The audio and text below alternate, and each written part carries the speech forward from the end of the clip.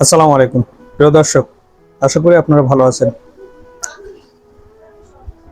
পবিত্র কুরবানির ঈদ কিন্তু চলে গেছে অলরেডি, ছুটিও শেষ হয়ে গেছে। আপনার কর্মচারীরা বা চাকরিজীবীরা তার সরকারি বেসরকারি আধা সরকারি কোম্পানি যাই হোক না কেন, তারা কিন্তু তার নিজ নিজ কর্মস্থলে ফিরে যাচ্ছে আস্তে আস্তে। তারা ফিরে যাচ্ছে এবং তারা মনের ভিতরে অনেকে, কর্মকর্তারা তো ভালোভাবেই যাচ্ছে, আশা নিয়ে যাচ্ছে, কিন্তু কর্মচারীরা তাদের মনের ভিতরে দুঃখ কষ্ট নিয়ে যাচ্ছে। কারণ হলো, একজন সরকারি কর্মচারী পারে নাই তার সঠিকভাবে কোরবানি দিতে, বা পে স্কেল ছাড়া যে একটা কর্মচারী কত কষ্টে আছে সেটা এই ঈদই অনেকের দেখা গেছে। আমার ভিডিওতে অনেকে কমেন্ট করছেন যে পে স্কেল ছাড়া আসলেই কষ্টে আমাদের ঈদ গেছে। না পারছে আপনার ফ্যামিলির সদস্যদের আশা পূরণ করতে, না পারছে কাঙ্ক্ষিত বাজার করতে, না পারছে কাঙ্ক্ষিত গরু কিনতে, না পারছে ছাগল কিনতে। অনেকে থাকছে হয়তো 10,000, 15,000 বা 12,000 টাকা দিয়ে ভাগিতে। ভাগি বোঝেন? গ্রাম অঞ্চলে একটা বিষয় আছে, শহর অঞ্চলে অধিকাংশ কোরবানিগুলো হয় একা দেয়, কিন্তু গ্রাম অঞ্চলে 7 জন ভাগিতে দেয়। এভাবে হয়তো অনেকে দেশে কষ্ট করছে, কাঙ্ক্ষিত পোশাক পাতি কিনতে পারি নাই, কারণ পে স্কেলের টাকা দিয়ে নাই। পে স্কেলের টাকা দিয়ে নাই বলতে পে স্কেল এখনো পাসই হয় নাই। এখন পে স্কেলটা পাস হবে কখন, এটা হলো বিষয়। পে স্কেলের জন্য যে প্রসিডিওর, সেই প্রসিডিওর গুলো অলরেডি শেষ। টাকা বরাদ্দ রাখা, বা পে স্কেল কিভাবে বাস্তবায়ন হবে, বা পে স্কেল আনুষঙ্গিক বিষয়গুলো নিয়ে ডিজাইন করা শেষ। এখন হলো পে স্কেল বাস্তবায়নের বিষয়।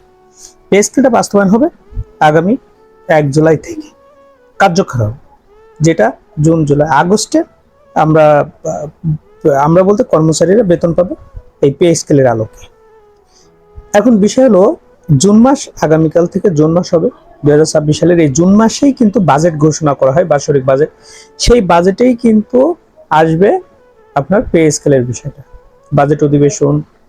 এই বাজেট অধিবেশনেই কিন্তু পে স্কেলের বিষয়টা আসবে, এবং পে স্কেলে কিভাবে বাস্তবায়ন হবে, কত পার্সেন্ট বাস্তবায়ন হবে, এই বিষয়টা।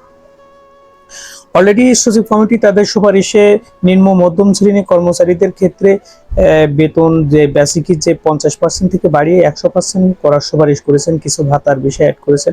এই বিষয়গুলো তারা অ্যাড করেছেন এই জন্য যে তারা নিম্ন শ্রেণী এবং মধ্যম শ্রেণী কর্মচারীদের দুঃখ দুর্দশা অনুধাবন করতে পারছেন। তাদের জীবনের যে না পাইতে পাইতে, বা তাদের জীবনে কষ্ট করতে করতে যে একটা বেহাল অবস্থা, বা তারা যে মানবতা জীবনযাপন করে, এই বিষয়টা তারা হয়তো কিছুটা হলেও অনুধাবন করতে পারছেন। এখন এই বিষয়টা অনুধাবন করে তারা সচিব কমিটিকে একটা সুপারিশ দিয়েছেন, যে সচিব কমিটি এই সুপারিশ দিয়েছেন, এই সুপারিশের আলোকে যেন বাস্তবায়ন হয়, এমনটা তারা করেছেন।